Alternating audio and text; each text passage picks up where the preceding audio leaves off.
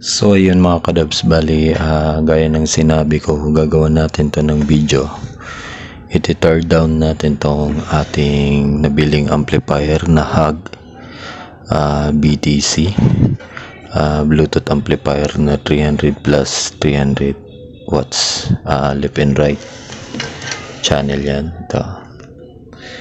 So as you can see, makikita nyo dito meron tayong exhaust fan or fan yan, 12 volts yan. Ito is 12 volts 0.20 ampere. So ito naman is 12 volts DC fan. Magkakaibang size yan kasi titignan ko kung anong magandang ano dyan. So ito is 12 volts 0.12 amp. So yan. Tapos meron tayo ditong sample ng centralized power supply, pero hindi ito ang ikakabit natin kasi masyadong mataas na yung ang amperehin nito. So para lang sa video na to i-ano lang natin siya. So centralized power supply 12 volts 30 amps, so overkill na masyado yung ating ang taas na ng ampere niya para dito sa ating Bluetooth amplifier. So makikita nyo dito is meron ditong power DC input, DC 12 volts and 5 amp. 5 amp lang ang kailangan dito. So may nabibili nito kasing 10 amp 5 amp na centralized power supply. So ito sample lang natin to sa pagbuo natin or sa paggawa natin ng solusyon. So ito turn down natin muna to, tapos pagka turn down natin and bubuksan natin siya and iti-tips ko din kung paano gawa ng solusyon yung issue niya, kasi ang issue niya sa makikita nyo sa YouTube at saka sa mga bumibili nito sa Shopee or sa Lazada, yung sa review nila is mabilis uminit, kaya ang tendency madali din masira siya, pero malakas siya na amplifier. So ang number ng amplifier niya nakalagay dito is BT-198A. Yan yung IC niya. So yan. So ayan, bali turn down nga natin is means babaklasin natin yung kanyang cover.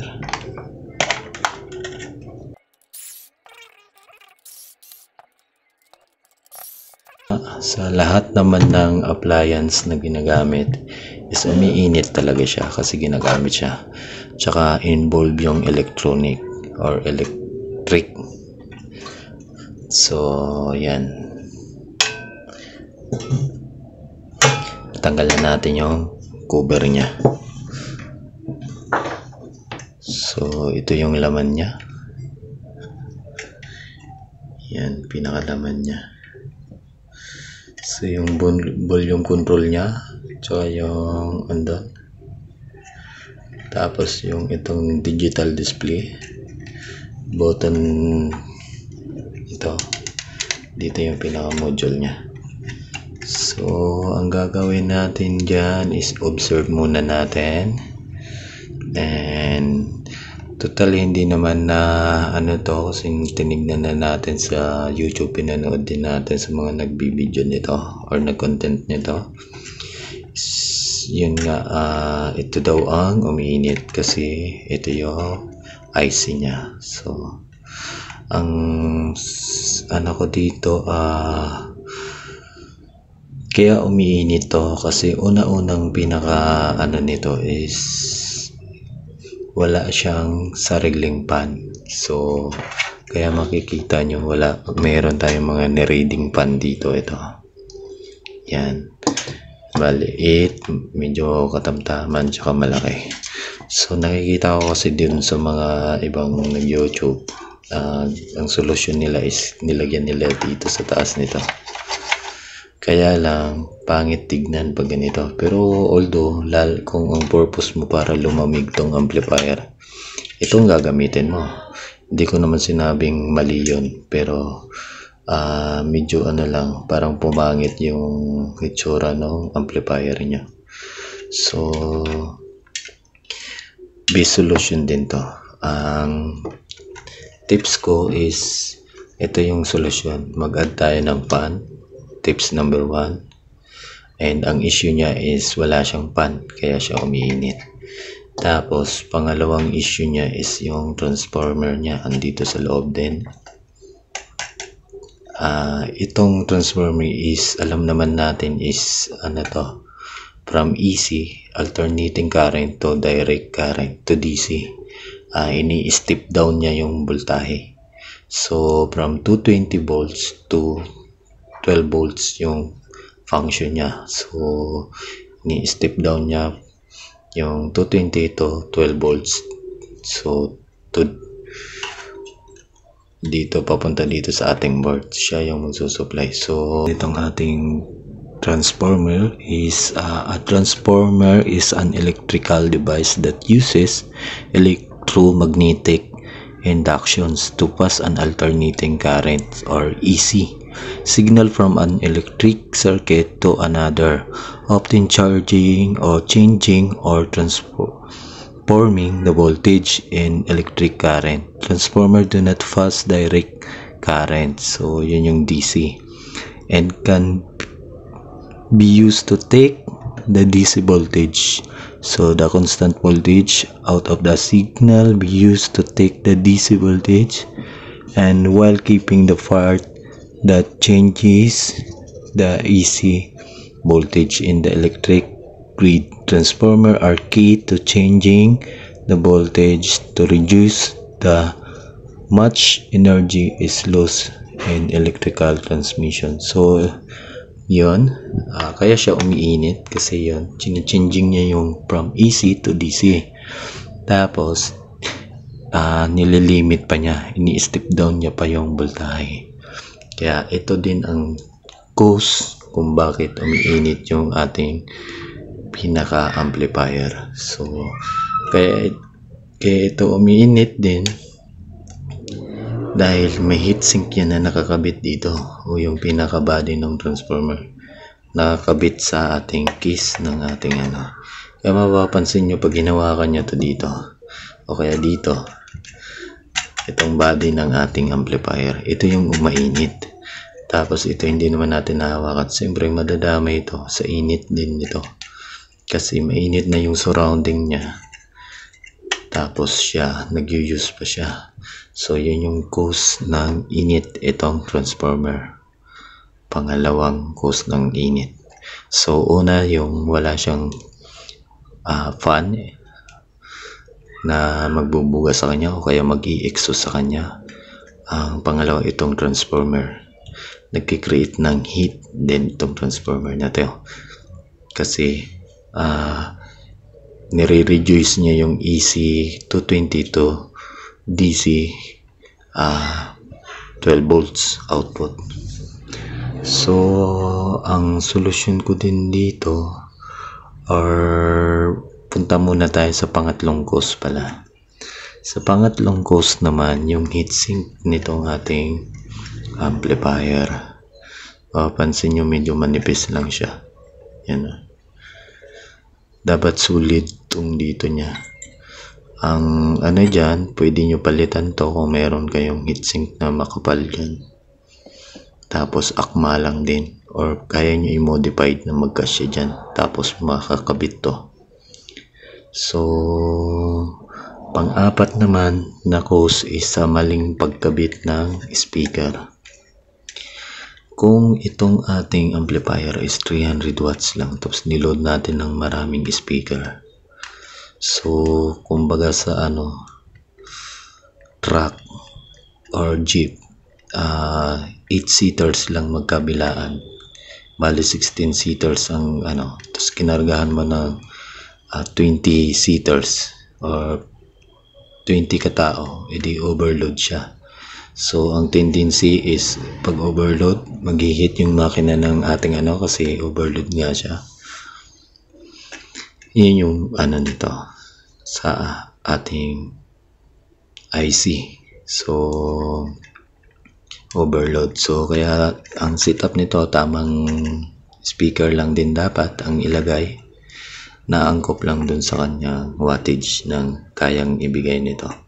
Tapos sa pag-volume din, pakiramdaman nyo din yung volume natin kung kaya pa nung amplifier nyo, kasi minsan pag tinudukuhan nyo to ng volume, yun, tapos yung amplifier nyo siyempre bigay yan ng lakas niya or ng sounds, magtataas din yung current nitong amp natin. So yung ating transformer, tataas din yung mga amperes nung voltahe natin, so yung pinaka-supply natin. So ibig sabihin pag tumaas, lalong iinit yung ating mga parts dyan. So yun, yun yung mga cause. So ito naman yung tips ko sa solution. Solution ko dyan, either magdagdag tayo na fan, pagka-shine natin kung maliit na fan dito, yan. Pwede rin dito sa taas. Yan. Tapos ito, kung kasya din to, pwede rin dito. Yan. Tapos pwede rin to. Kaya lang, ito mas malakas ang buga nito kasi malaki. Pero kung pang display yung titignan natin, hindi na siya naangkop. Pero sa case ko kasi mayroon akong mini karaoke, doon ko siya i-install. May ginawa akong box para sa kanya, so hindi kita yung pinaka outer nitong ating amplifier. Ang makikita lang sa kanya is itong sa front panel niya. So pwede ito sa akin, pwede itong lagay ko dyan. Kaya lang, ang issue ko doon is, pag pinix ko to dito, hindi ko na mahuhugot to. Kasi may square akong binutas doon sa aking mini karaoke. Hindi ko na mahuhugot, hindi ko na din masasalpak to doon. So, ang gagawin ko doon is, since may box siya, ito tatanggalin ko dito. Tanggalin ko siya sa kanyang pinaglalagyan dito, itong transformer, tapos ilalabas ko. Tapos itong pan na to, itong maliit, lalagay ko siya dyan sa loob. So ang gagawin ko, either i-connect ko to, screw ko lang siya, or i-stick glue ko lang siya dyan para hindi maingay. So yan. So itong antenna pwede rin ilipat. Mag-extend lang tayo ng wire. So ayun, meron tayo ditong diode IN4007. Yan. Lalagay natin sa pan natin. So itong transformer pala natin, ang output nito is 6 volt 6 volt na AC. So naka bridge type lang yung setup dito. Ito diode na to, bridge type lang yung connection niya. So kaya ang nangyari is series siya, naging 12 volts. So actually tinest ko siya dito sa ating digital tester na Sanwa, 14 volts. So siguro kasi wala pang load, kaya ganun yung kanyang output, kasi wala pa siyang load. So ang gagawin ko ay mag-add lang ako dito ng fan. Itong fan na maliit. Tapos ilalagay ko lang to dyan pa rin. Wala tayong tatanggalin muna. Mag-a-add lang tayo. So ikukunik ko siya dito sa sa DC. Tapos papunta dito siya sa diode. So dito siya i-connect. Kasi ito yung pinaka capacitor natin na 25 volts, 3300 microfarad. Ito yung kanyang negative side. Yan, makikita mo naman yung negative side siya. Maraming nakakonect dyan. Yan, malawak yung word. Yan, tapos maraming nakakonect ito. Yan, negative side yan. Ito positive side. So dito tayo kukuha. Ito yung sa transformer out na 6 volts 6 volts. Tapos ito yung diode na bridge type. Itong apat na to. Yan. Tapos ito dito din diode to na dalawa pang DC setup natin. Ito yon, nakakonect sa DC female. Yan, ito yan. So dyan tayo magtatap sa diode din nya na naka positive negative. So dito tayo sa negative side ng diode nya, tapos dito para hindi mag forward or mag back yung current voltage papunta sa ating so ito ganun din ang gagawin natin para hindi bumalik yung voltahe, kasi itong fan natin, itong mga fan na to nagki-create to yan ng voltage, kaya kailangan may diode din to para hindi mag-reverse yung voltahe nya. So ang ibibigay sa kanya lang na voltahe papunta lang, pa-forward lang sa kanya, hindi nagre-reverse or nagbaback voltage. So para safety yung ating appliance. So ang gagawin ko dito is ihinangin namin to nakin dito, yan dyan, tapos papunta sa ating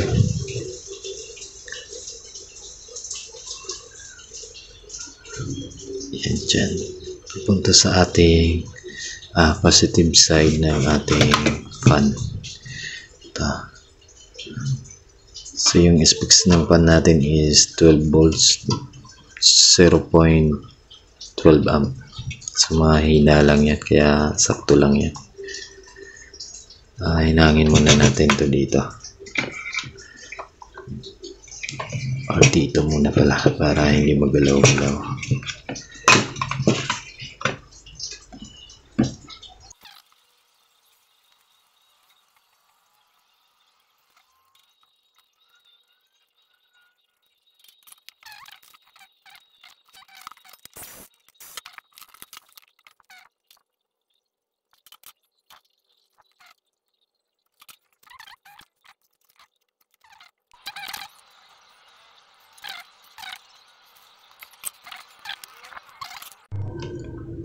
So yan, nakasaksak na yan. Try muna natin kung gagana. Lakas nito.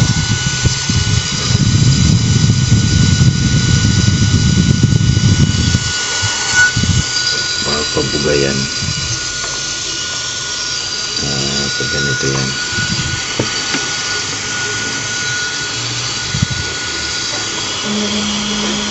Pasok.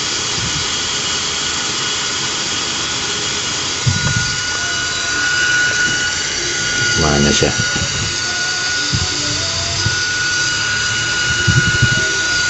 Lagay na natin sa case. So yan, ganyan yung itsura niya. Pabuga papunta dun. Gawin natin is cut muna natin to. Tapos kabit natin siya dito.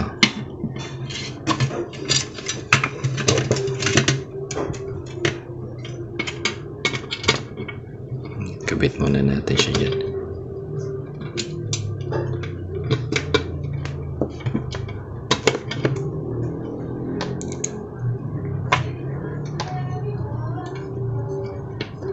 So ayan, subukan muna natin siya bago natin siya takpan.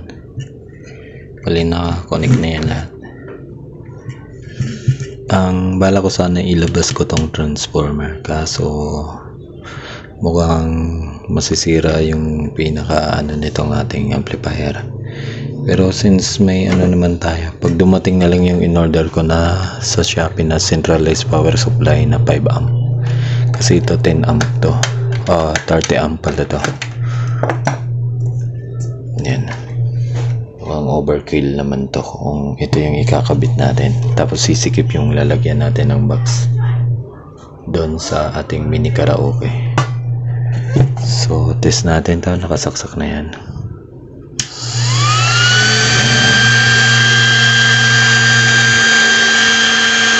So yung niya is pabuga, pahigop galing sa labas na hangin.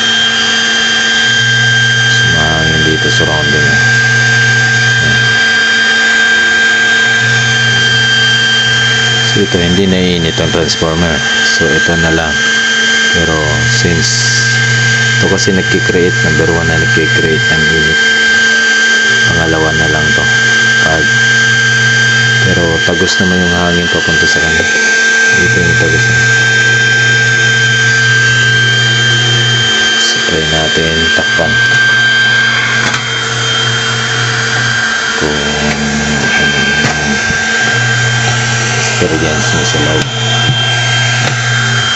So ganyan, medyo maingay lang, pero pag nag-music ka naman yan, goods na yan.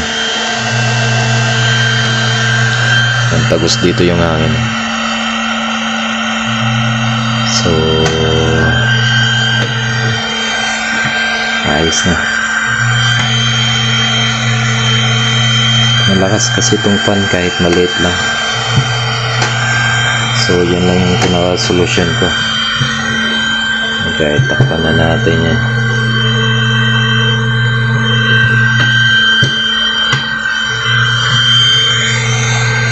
Medyo maingay lang yung fan, pero fully ventilated na, may hangin dito na lumalabas. Sinihigop siya dito ng hangin paloob.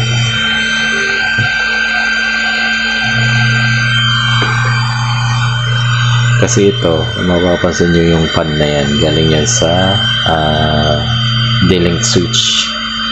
Yung mga sira na doon, papakita ko na lang doon. So ayan, marami tayo ditong defective na switch. Ayan, D-Link gigabit switch. So defective power supply. So ito ay mayroon tong exhaust fan or fan. Yan. So yan, tingnan natin siya. 5 volts yung fan nya, 0.06 watts. So pwede sana to kung 12 volts siya. Hanap tayo ng 12 volts nito. Ito yung ilalagay natin sa amplifier natin, kasi ito may exhaust siya. Kaya exhaust to kasi nakatalikod siya dito. Andito yung buga ng hangin palabas. Pag ganun yung hangin, hindi papasok. So hanap tayo ng 12 volts. Marami mga sirang ano dito. Ito hindi naman itong i-repair kasi by parts na yan, defective power supply. So ito din may mga notes to. So ganun din nata sira nito. Ito bago pa to.